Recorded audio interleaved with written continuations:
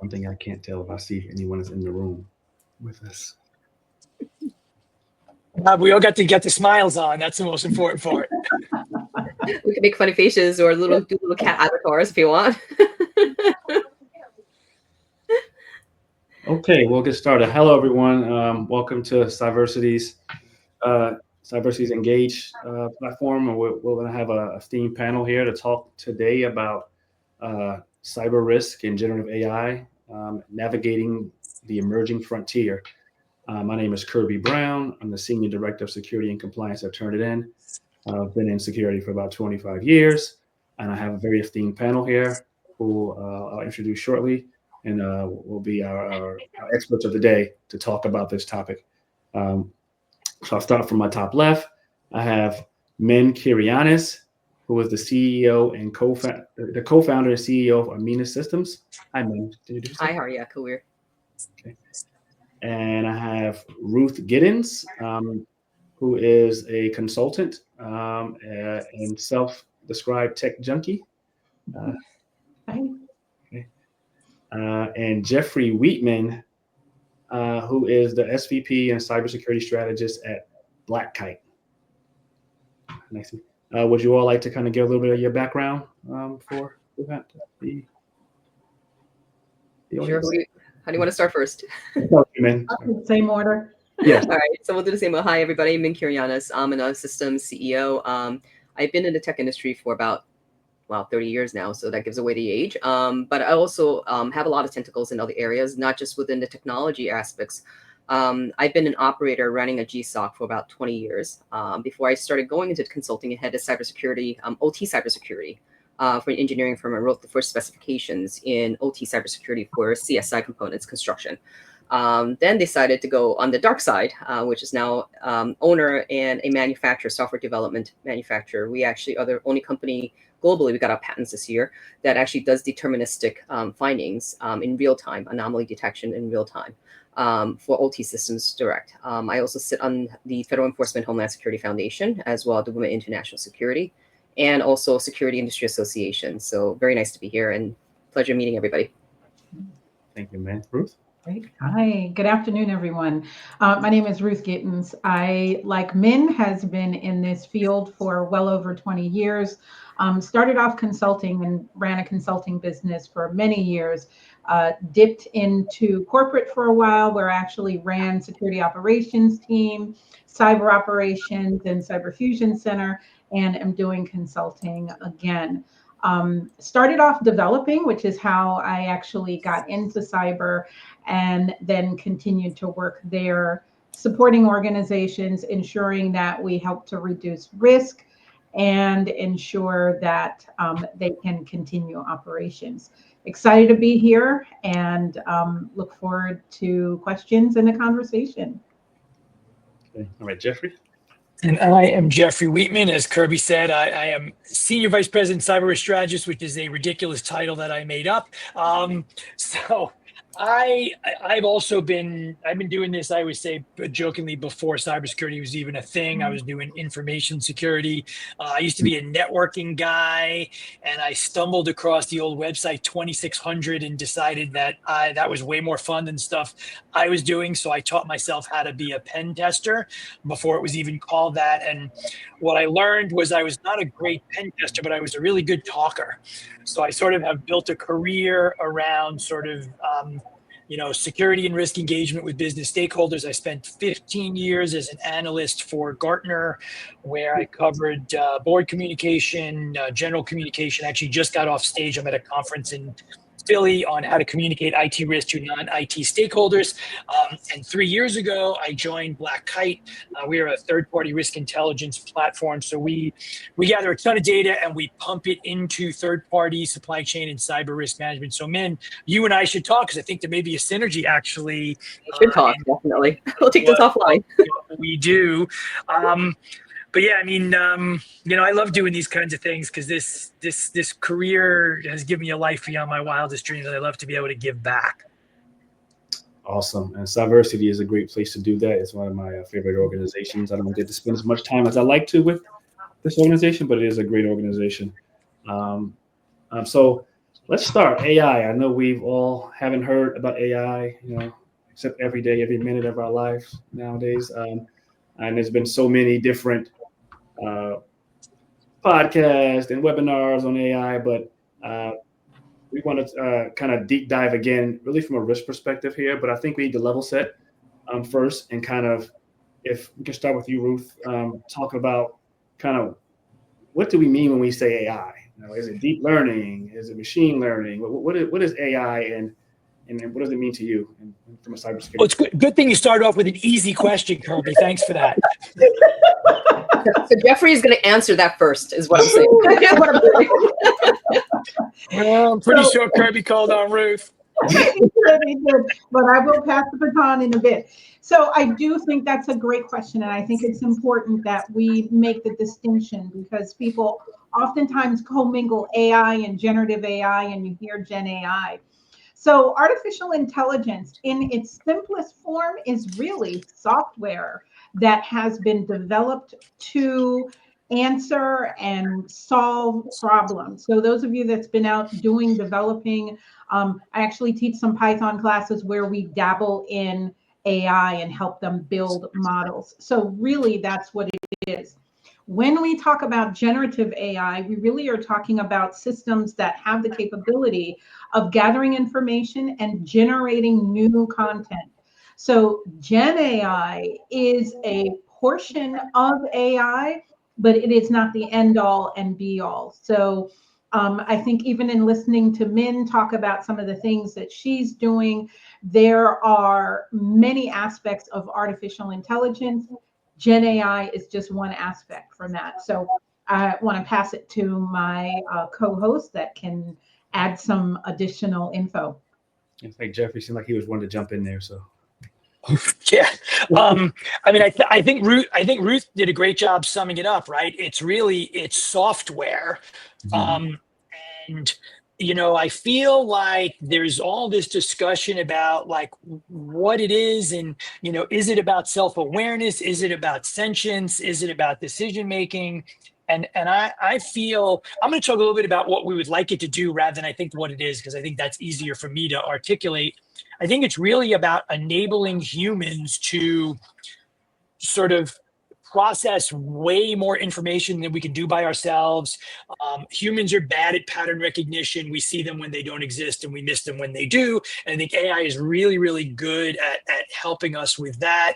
And I'll just talk about how I use AI. I use it to help flesh out my ideas, right? I'm not using it to write for me, but I'm saying, hey, I have this idea. Can you give me something to build on? And then I rewrite it in my own voice. And I think that in some ways, I think it's overblown. I think in some ways it's probably underblown. But I do think that we're going to continue to see this sort of really rapid acceleration. And I know we'll talk a little bit later about sort of the future and what we think. But I just think it's really, it helps us be better at what we're trying to do day to day, week to week, is really how I would sort of articulate it. And I think that's 100% true. It's really parsing data. So AI really is parsing data. There's a lot of data that's out there that we can't, you said it, you're human. We can't parse that data quick enough. So AI or deep machine learning, whatever term you prefer to use, basically takes that data and ingests it and actually parse that data that allows us to be able to see it, right? Gen AI is a little different. You take that data and then now you develop new framework around that allows people to actually digest it differently.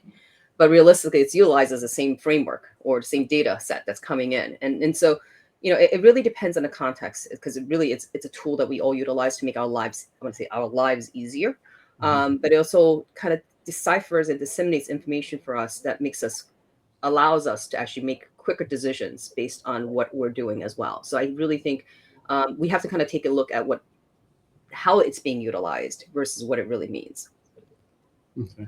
So all great things. How does that impact our risk landscape? Like what's different? When I'm asked that question internally by my leadership, I always say, I think it just means we need to do the same things we've been doing, but we need to be better, right? So I don't know, what is your take? When you look at defending your organizations or your clients, environment, what are you looking at them and advising them in terms of how the risk landscape has changed now that, generative AI and AI tools are so ubiquitous? I'll start with you, Jeffrey, since. Yeah, I think we are sort of getting to the point where we can't really sort of we can't really use trust but verify, I think, the way we used to.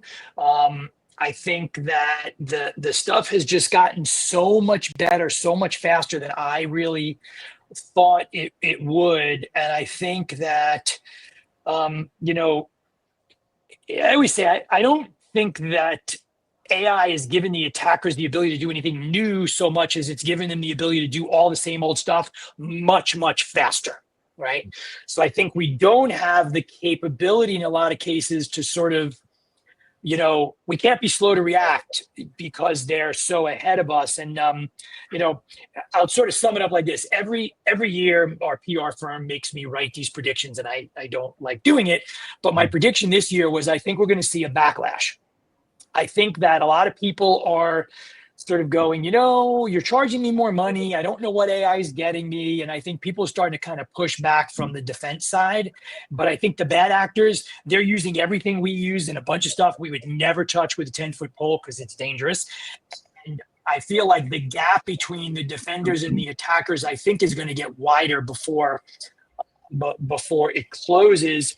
And I think the other part of it that I think is somewhat unique is that they're now going after our customers, right? We just saw Coinbase just got hit, and that was social engineering and bribery essentially, which then was dumped into AI, which then resulted in these huge compromises. Like in the past, we didn't really have to worry necessarily about our customers sort of being involved in that attack. I think with generative AI, I think that's not true anymore. And I think human beings are just much more exposed. And I've shared this before. My parents have been victimized by scammers 3 times in the last year. Right. And, I think the banks and those folks, I don't think they're doing the job that we really need them to do. So I just feel like it's going to get worse before it gets better. And I feel like the defenders I think we don't know which way to turn is I think really the problem. Min?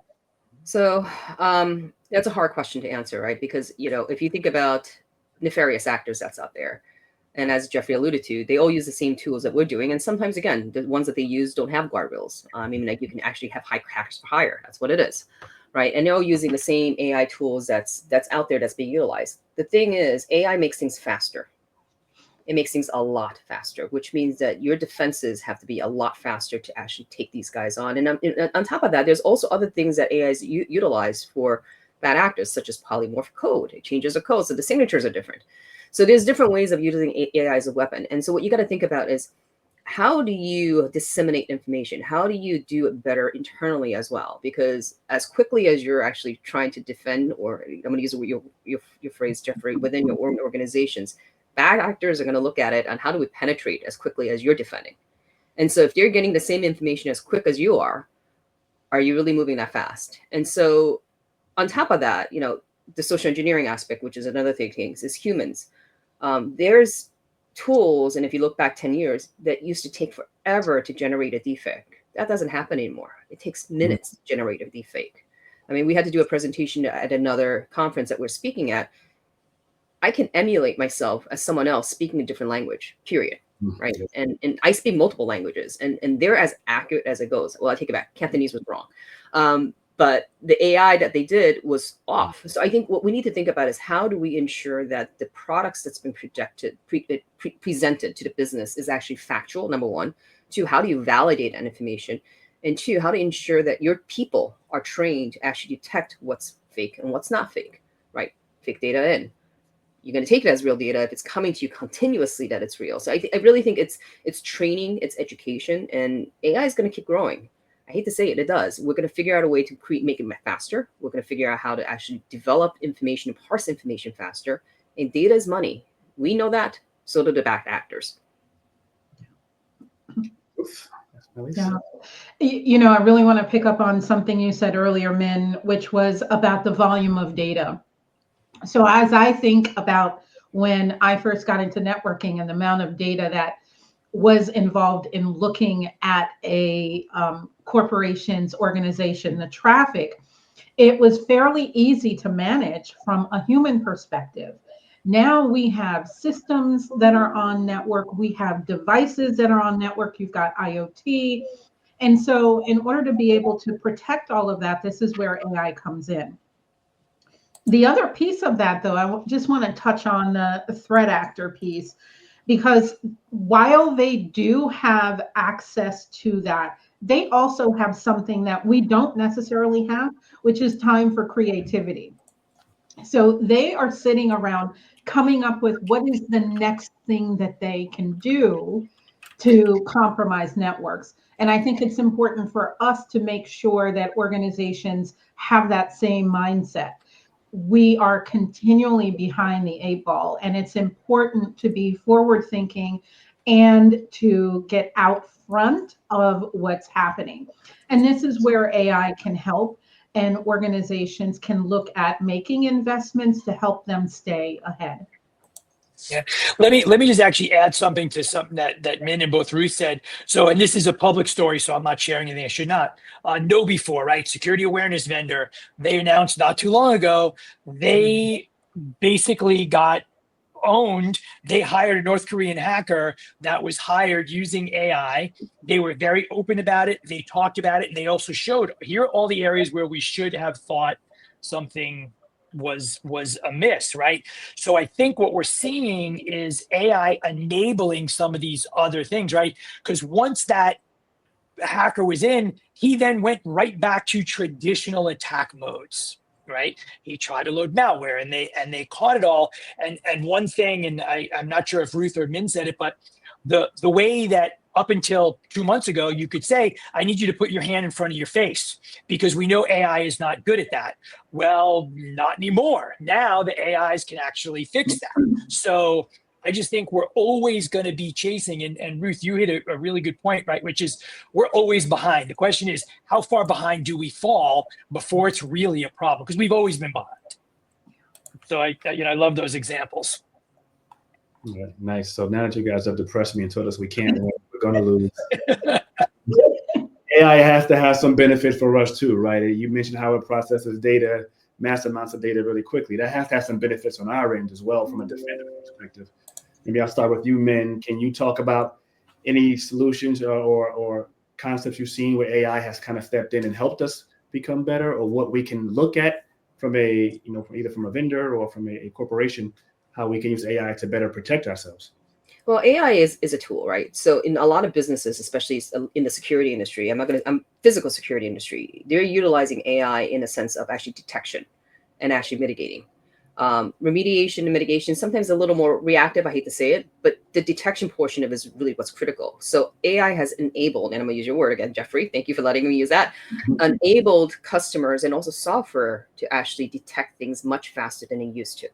The traditional way of having a SOC or NOC, you're on a screen, you're looking every time there's an alert. AI can detect it quicker, and it passes that information back to the operator faster.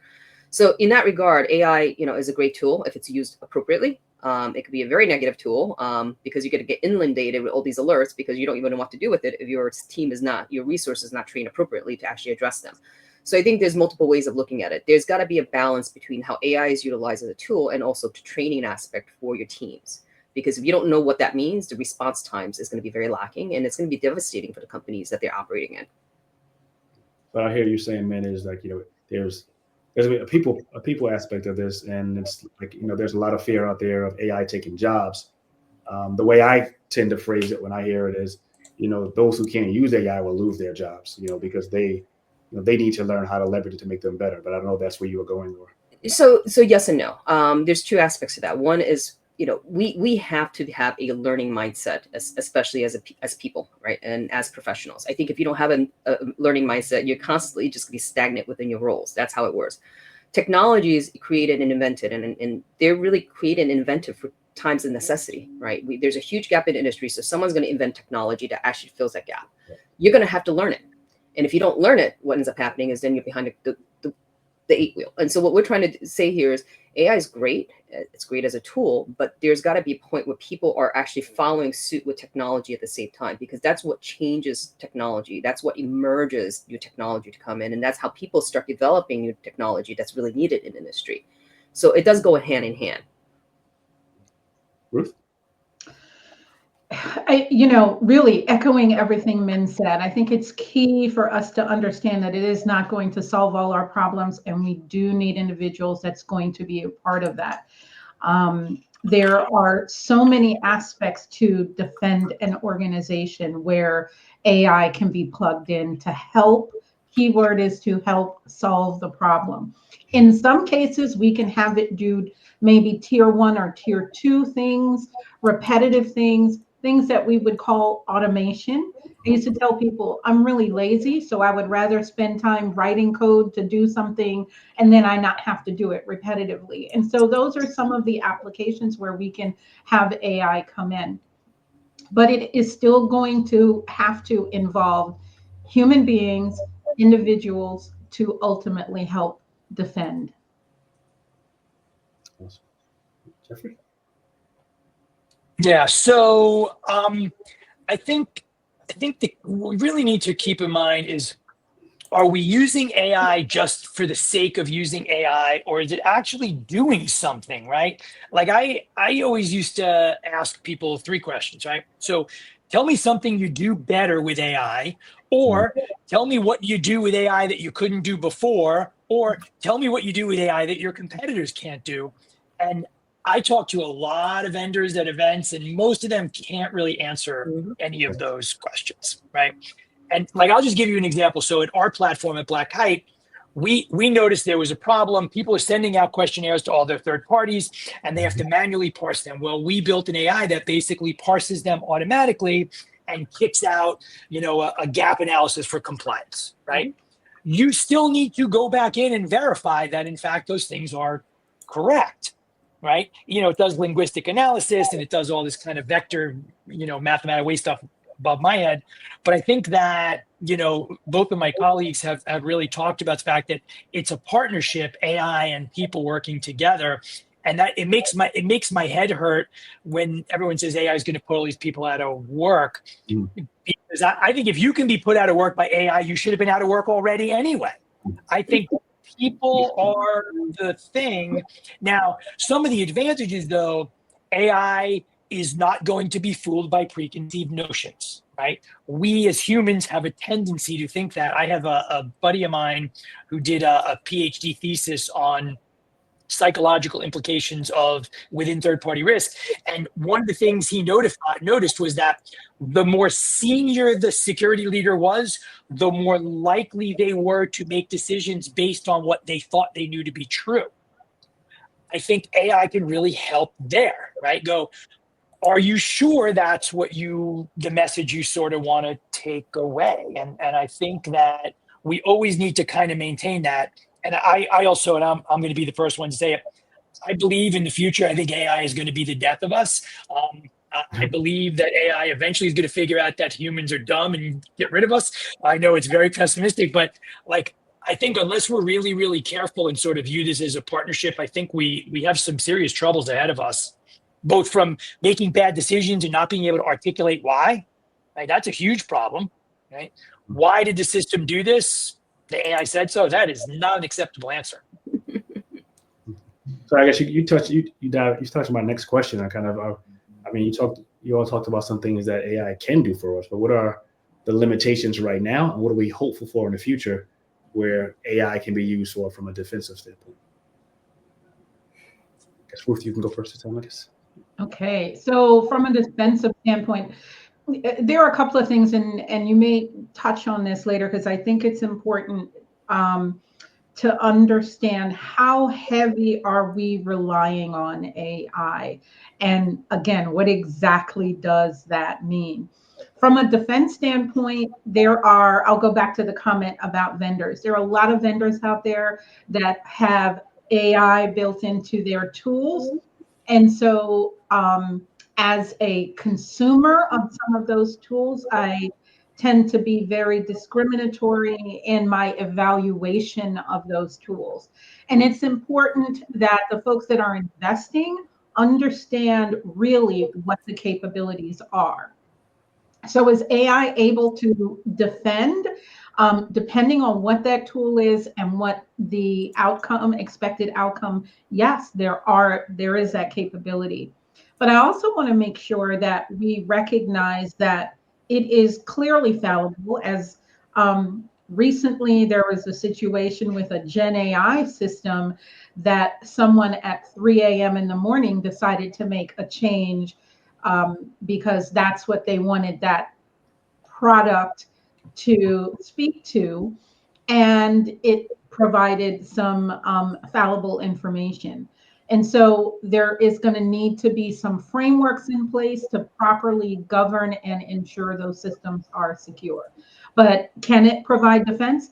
Absolutely. And there are some good tools out there now that is utilizing artificial intelligence in order to help organizations properly secure, recognize threats, and filter out some of the noise. So there are products already doing that. Yeah.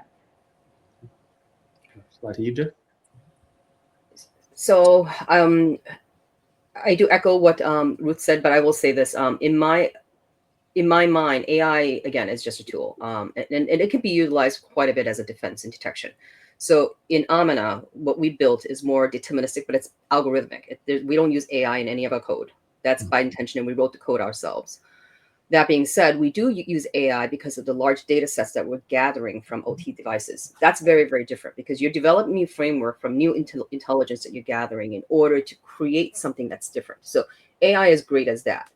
I have a lot of these conversations with some folks who was actually in the research side. And one of the things that they tested is that they would intentionally push bad data to teach the AI constantly that the bad data is good data. So this is the challenge that we have, right? If you're feeding AI bad data, does defense really work at that point? Because all you have to do is continuously teach these large data sets of fake information. And then AI thinks it's real. And now it's pushing it out as real.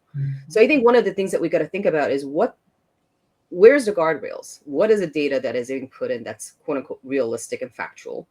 So that way these systems or these platforms can actually learn the right data sets versus being intentionally ingested with the wrong data sets, and ensure that they're cranking out the right information to people who are looking for that. And I think that's the challenging part, is really what's the right information, what's wrong intelligence, what's wrong information that's being given to people who's using AI.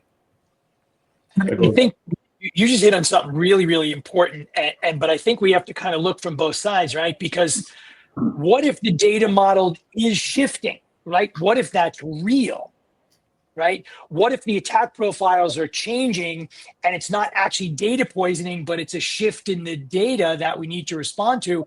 And I feel like we have to figure out how to balance that, right? Correct. But the thing is, you can break the system. So all you need is a team of folks to continuously feed the bad data in, right? And so this is where I'm trying to get at is, you're right in that respect. There's polymorphic information that is being constantly shifting, so that data set's changing. But then you have bad actors who are like, you know what, I can trick the system to actually think this is real. Let's see what I can do. Yeah. And that's not even new. It's not even a new problem. There was a guy, this is probably 6 or 7 years ago. He filled a cart filled with a bunch of iPhones and basically dragged it down a street in Amsterdam where there were no cars and said traffic jam, traffic jam, traffic jam. And all of a sudden Google Maps started showing there was a traffic jam in a street where cars are not even allowed. Yeah, and I always wonder about Waze. Think of it that way, right? You're a pro to figure out what directions are. It's the same thing. Yeah.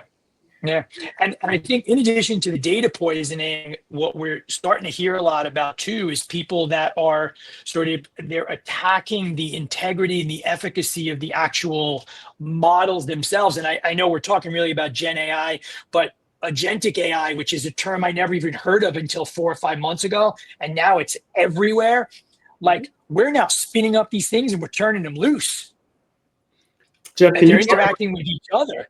I don't think we introduced that. I mean, that's a concept we definitely should talk about. If you want to tell the folks what agentic AI is and how that differs from what we've been talking about. I mean, agentic AI essentially is a piece of autonomy, and please, Min and Ruth, correct me because I'm definitely not super technical anymore, but it's basically a self-contained software package that leverages AI that you can turn it loose. So as an example, I'm looking for a new job. So I want you to go out and I want you to find any job on LinkedIn that's been posted in the last 24 hours that reports to the CIO, not the CFO, has these tools, but not these tools. I then want you to customize my resume. I want you to submit for me, and in 24 hours, I want you to send a follow-up email, right? So it's these self-contained kind of agents that you can turn loose, and they're interacting with each other now.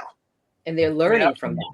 So think about it that way. It's like they're learning and they're developing, this information now to push out, and you have to start questioning it. Is this legit? Right. Yeah. And then imagine using an agent to implement the data poisoning, Min, that you just talked about. Yeah, 100%. It's right? scary out there. Start looking open source. Start injecting code into open source where everybody's sharing their codes. What do you do? I mean, XF was like that with Linux. So, we got to think about this a little more carefully. Yeah. All right. So I would on that note, can those agents they also again use to help us defend, right? Are there some scenarios where we can start finding agentic AI to help us kind of defend and help us do a better job at that blue team? Oh my God. So I will say this right now. I think the common theme here is that there's a balance here, right? You can use it for good and you can use it for bad. We as operators and constantly building new tools and also running SOCs and running consultancies, we're looking for ways to protect the company from its intellectual property and assets being stolen. The PI people are going to try and figure out loopholes to break that in. So I think the key here, and I think we touched on it really quickly, is if we know how to break it, that means something's wrong. And we got to figure out how to plug that hole in, right? So if I know how to poison the data sets and, make believe this is a real data set that's been provided, how do we fix that problem? So to your point about agent AI being used, yes, you can use it as a defense tool, but now we got to figure out how to ensure that we have guardrails around it so that we can protect the company that we're working for, to utilize it as a defense tool and not be compromised because another person, bad actor next to me is like, oh, I think I figured out how to break this. Let me see what I can do and break this right now and get into the company. So it's give and take. And I think this is where education is going to be very key. Learning to be ahead of the game is going to be very key. Figuring out where the vulnerabilities are and filling those gaps are going to be very key. And I think that's really, really important. Anyone else want to jump in on that before we move on? And I think, just to pick up on that, I think it's important to have some type of framework or governance in place within the organizations that's going to be leveraging the tools, as well as the organizations that are building the tools, because now you have multiple vectors where threat actors or insider threat individuals can wreak havoc. And so it's going to be important to make sure that proper controls are in place in all aspects of that. Yeah, I just want to jump in there, Ruth. I hear governance. I get so excited. I did a panel last year with MIT on AI security, and it was with some very smart people. And I turned to the audience, 100 CIOs for big companies. They said, how many of you have AI governance in place? And only about 10 hands went up. And I said, we're going to give you a bunch of good advice, and you're not going to be able to take any of it because you don't have any governance and policy in place. That's changing now. But without that, I mean, you nailed it, right? It's going to be a free for all, and I think we're gonna struggle. And I said this to a friend of mine a bunch of years ago when AI was sort of really just starting to hit sort of mainstream. If you want to make sure something happens, just tell a bunch of really smart people it's impossible, and they will make it happen. What does that governance look like, right? Similar internally in my company, we have our AI policy. We're getting in front of the vendors. I think Ruth and Jeff talked about the vendors. Every vendor has AI in their advertisements. What does good governance look like here? Is it just what data goes in, what data comes out? What does good governance look like in this new world? Combination of everything. Good data, it's really policies, procedures, and protocols that you have to develop internally, and it's got to be refreshed every quarter, biannually, annually, whatever you want to set in place. The key thing is people set it up and they just ignore it. That's not good governance. Yeah. Governance evolves, and depending on technology that's been created, and it shifts, right? And this is one of the reasons with CISA and all the other organizations out there. I mean, Duke University has an ethics in AI. I mean, think about it that way. This is a evolving, I would say, rule book that has to be continuously updated by a team of experts who can take a look at it and work on it. That's really what that means. Governance is that. Can the rulebook be updated by agentic AI? That was the first thing I thought of. But I mean, I think you hit it right. In an evolving, very disruptive technology, this thing can't be shelfware. Like right now, most of the AI governance I'm seeing is, are you training on our data or not? Like that's most of what we're seeing out there. Yeah. But I think we need, well, where do the agents come from? What's the underlying code? What's the underlying LLM? Where does that data come from? Like I'll give you an example. We just had to fire a customer because we shifted our AI to, I don't know that it's public yet, so I won't say, but to one of the commercial models. And their AI governance said, any change to the AI needs to go up to the governance council. I'm like, well, they're changing it 50 times a day. Mm-hmm. So we literally had to fire a client because we could not be in compliance with what they were looking for.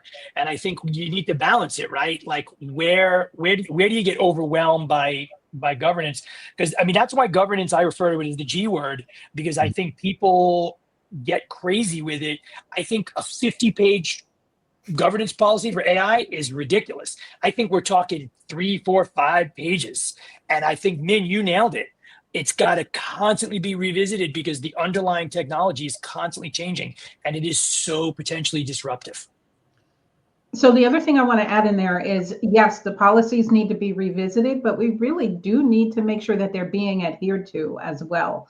Yeah. So it's not just having the policies, it's ensuring enforcement and compliance along the way so that the policies that we put in place for the organizations to stay safe will actually protect the organizations, even while we're continually revisiting them. So there are multiple cyclical processes in there. So Ruth is right on that. So I've worked on a lot of policy work, and I actually was part of a document that went to the government as well regarding some of the trends in technology. It takes a long time for regulatory bodies to get enacted, number one, and then two, enforceability. I would say EU does a really good job with GDPR and the privacy requirements. The US needs to catch up. And until I would say companies start taking ownership and taking accountability for some of the challenges and breaches that are out there, I think you're going to find it very challenging. So, it's very, I think Ruth nailed it right there. The enforceability is going to be key and critical, and people have to be accountable for their actions, because a slap in the wrist is not really going to be doing much if your intellectual property for the business is stolen just because of someone's negligence.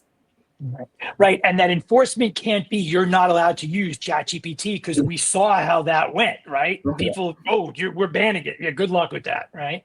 Mm-hmm. So I think that that's really, really important. And I don't want to get political, but I think we can clearly see that the current U.S. administration is moving away from regulatory oversight, right? It is what it is.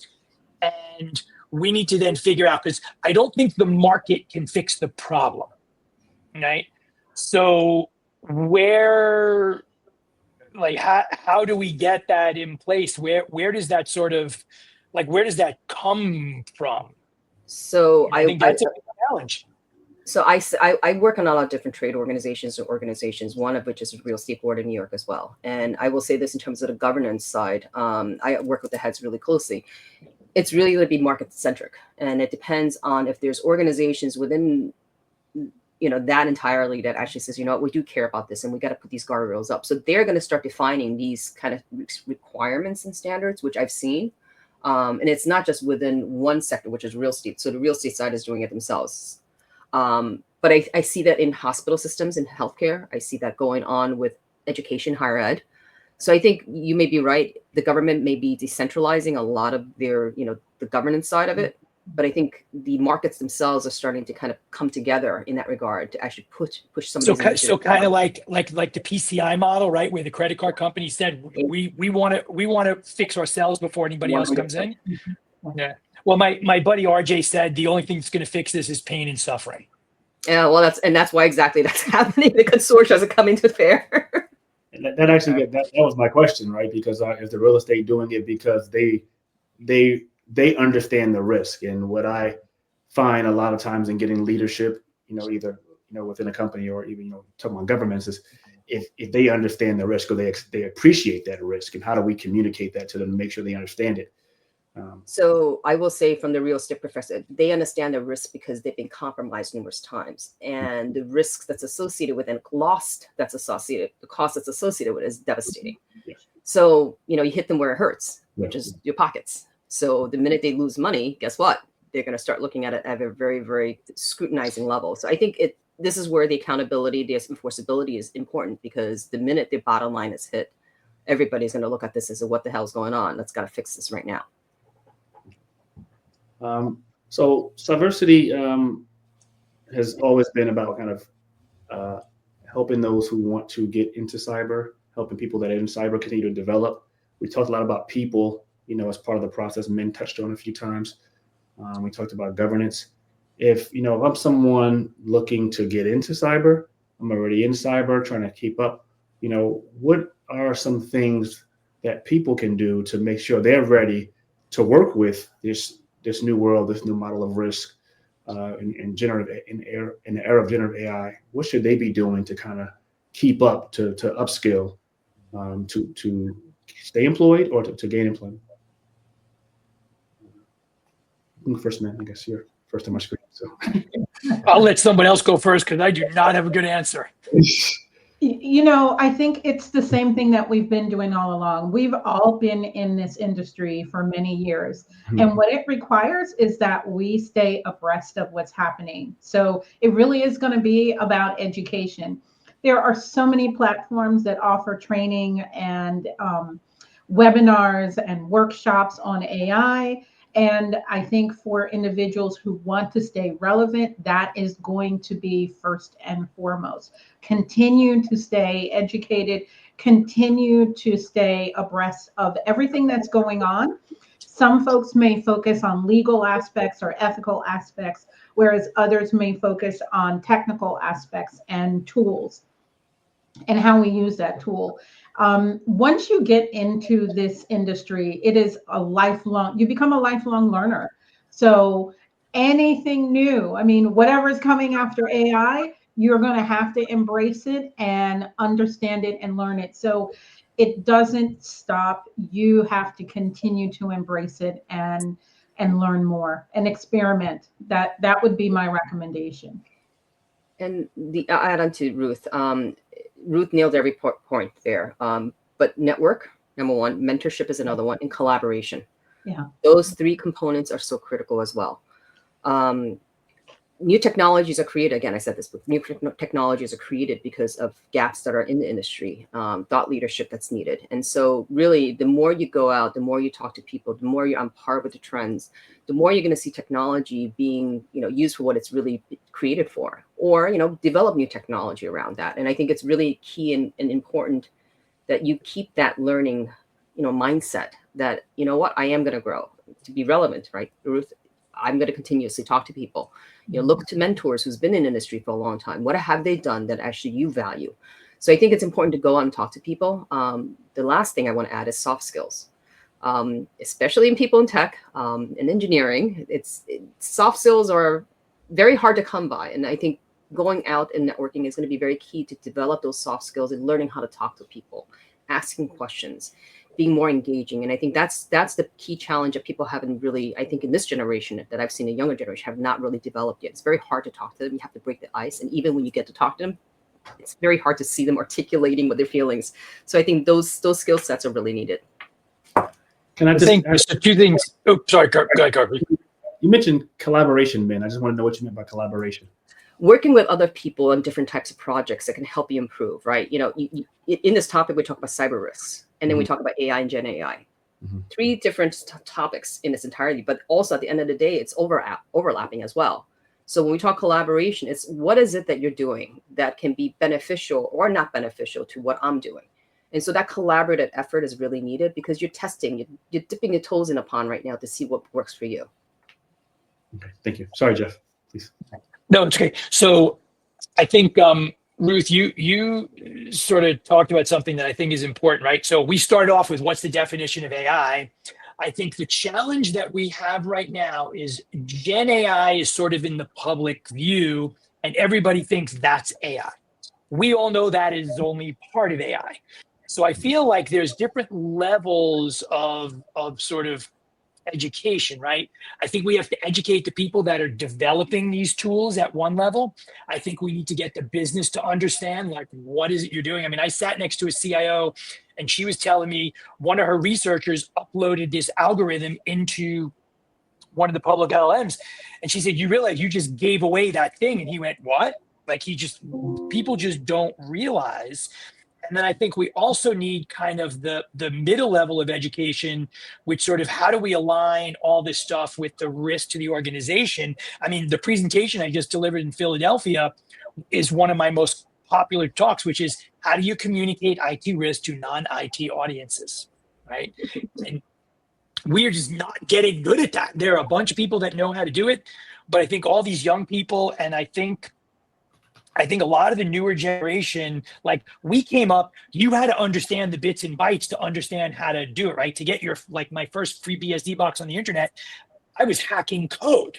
Most people are not doing that now, and they're basically handed this black box. And I think that is an ongoing problem that's going to get worse as the technology gets more and more advanced. I mean, let's face it, Min and Ruth and Kurby too. When we first started, you could know everything in security, right? Now, there's no way. You can't even know everything in your own specific slice. And I think that's just going to continue to get harder.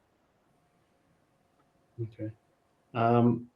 So I know we have about 13 minutes left. I want to give you all a chance for some parting remarks. And then we open it up for questions.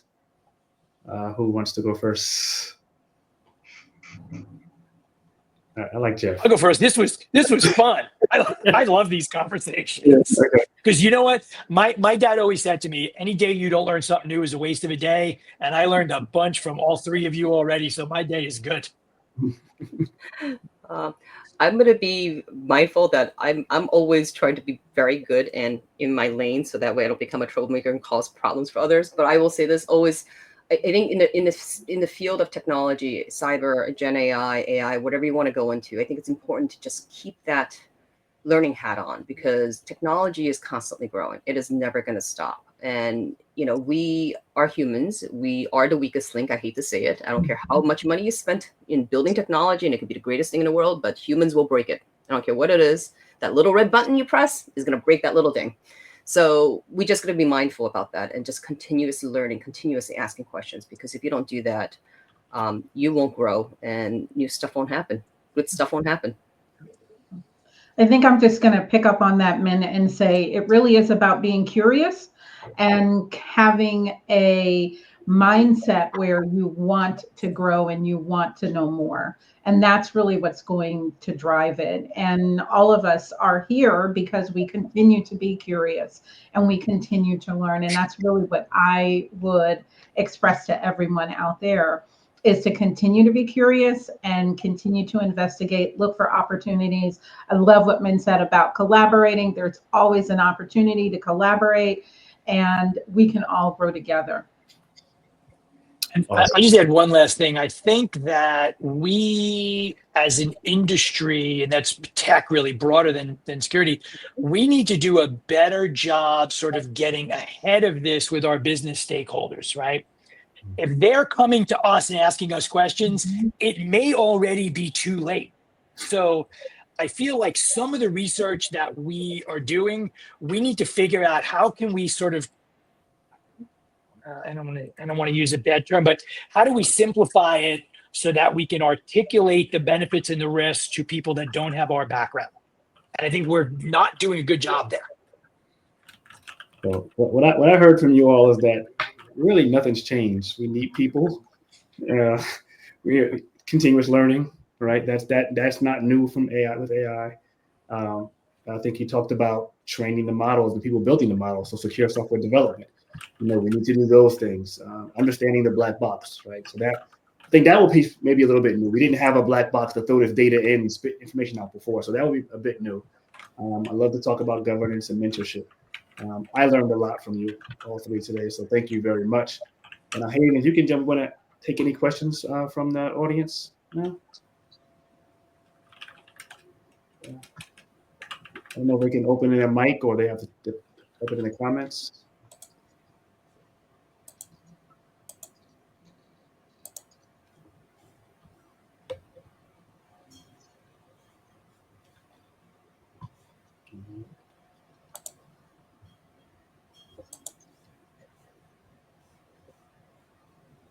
And if you don't have any questions, I don't know if Hayden or Caroline, you're there.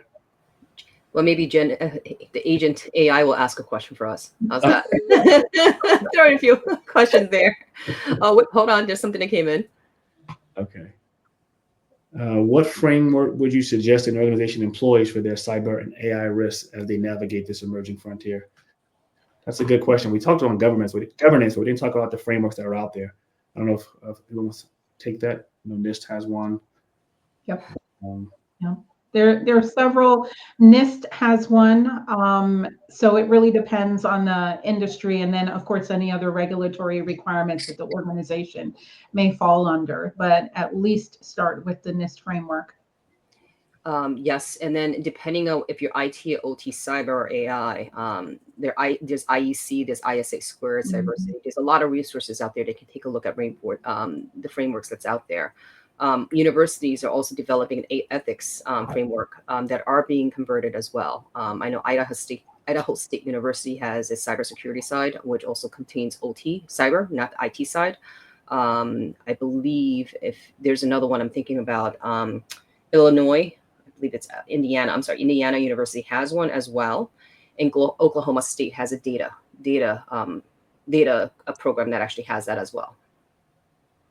I think because this is so nascent, I think for at least a little while, I think we're going to have to rely heavily on existing things that are out there, right? I mean, at the end of the day, the end game, the risks, right? We need to protect the data. We need to protect resilience. We need to protect the operations.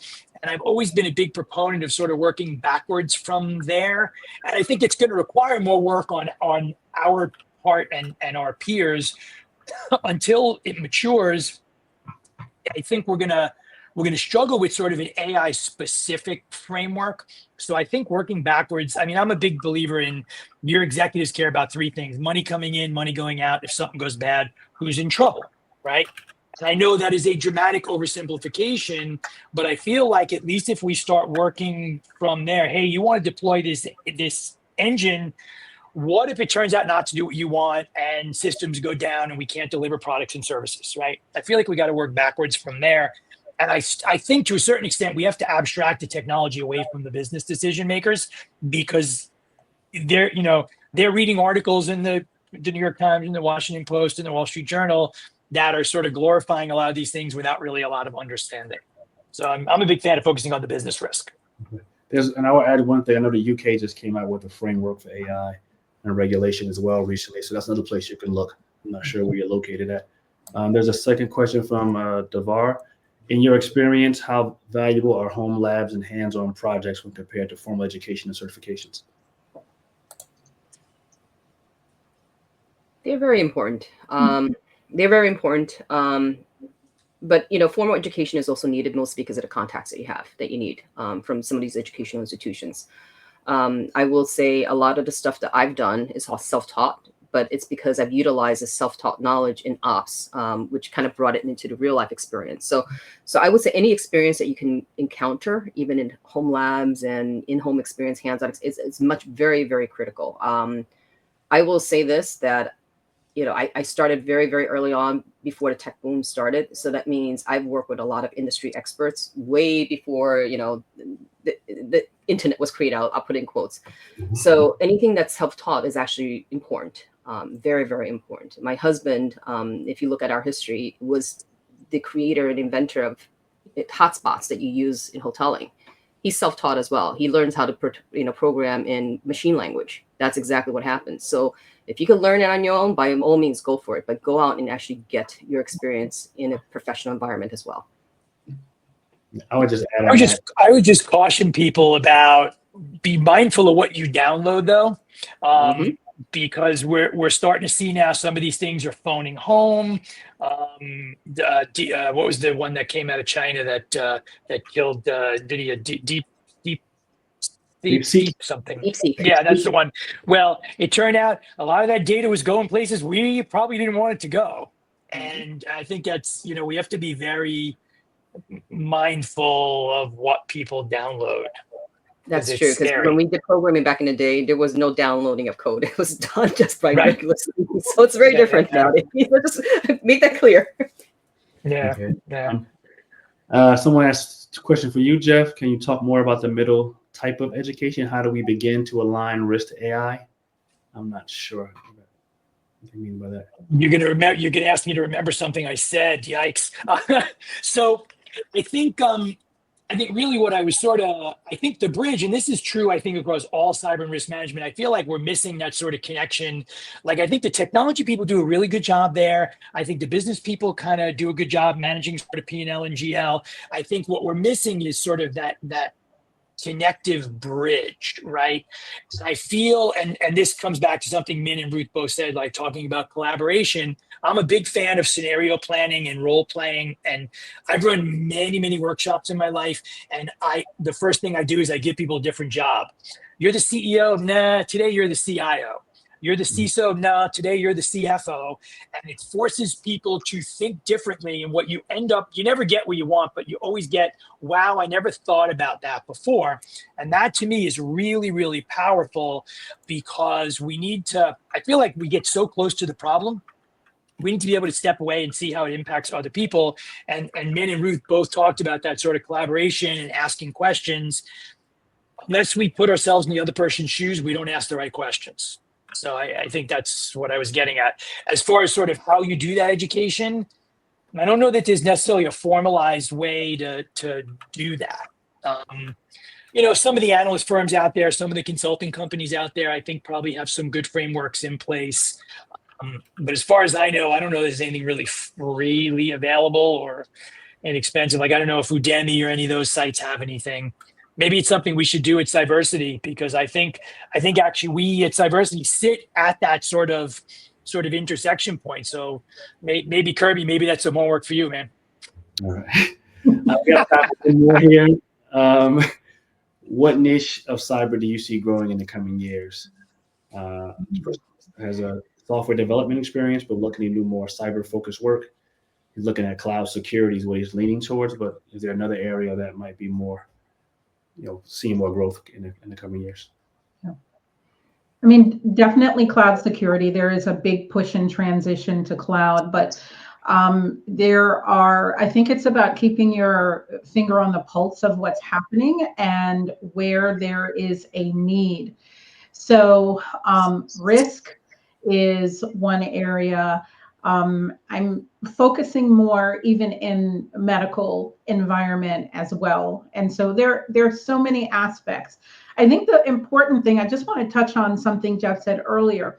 The important thing to recognize is that most organizations are not AI organizations. They're in business for something specific. And so AI is a tool, and the tool needs to enable the business. And so that's really where you want to focus, right? How can I enable the business? How do I bring value to that organization? And that's really the key. I think we're at time. I don't think I have time for any more questions, answers. I appreciate everyone for joining. Thank you, Jeffrey, Min, and Ruth. Really appreciated talking to you today. Nice meeting you as well. Thank you all for joining. I guess we will, I don't know how we want to wrap this up, Aiden or Corey. Sounds like we are wrapping up. So thank you all. Have a nice day. Enjoy the rest of your day. Great. Thank you. Thanks, everyone. Cheers. Bye.